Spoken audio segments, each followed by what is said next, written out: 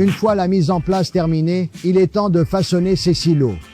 Cette section couvre le fonctionnement du bin whip et les techniques de nettoyage pour devenir un pro du flux en vrac.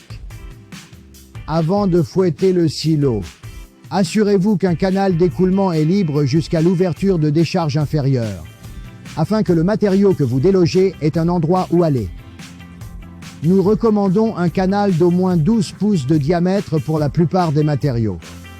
De plus, le bin whip est conçu pour attaquer les blocages par le bas, et non par le haut.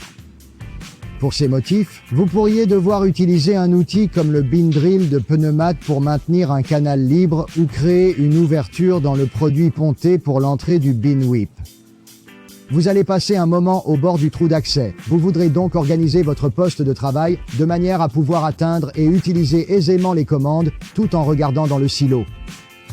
En parlant de regarder dans le silo, ce pourrait être la dernière fois que vous y regardez avant un moment, selon le matériau que vous dégagez et la poussière soulevée par le bin whip.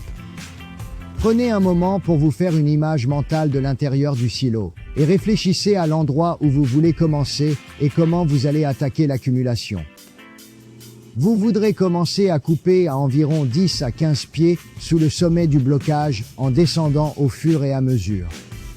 N'entamez pas par le fond du silo en présence d'importantes accumulations, car une chute massive de matériaux pourrait endommager le bin whip ou le fond de votre silo. Abaissez la tête du fouet avec la commande de montée-descente du flexible, avec la commande de montée-descente de la flèche ou la manivelle de rotation. Positionnez la flèche pour que la tête du fouet repose contre le matériau accroché avec assez de pression pour être entraînée en coupant. Avec la commande de rotation du touret, commencez à soulever lentement la tête du fouet à travers le produit. La vitesse de montée varie selon la dureté du matériau nettoyé. Votre objectif est de monter suffisamment lentement pour dégager complètement le matériau que les fouets touchent, mais assez rapidement pour que la tête du fouet ne tourne pas en l'air. Ne faites pas osciller la flèche et la tête du fouet dans le silo. Concentrez-vous sur le découpage de cylindres de produit en allant vers la paroi du silo.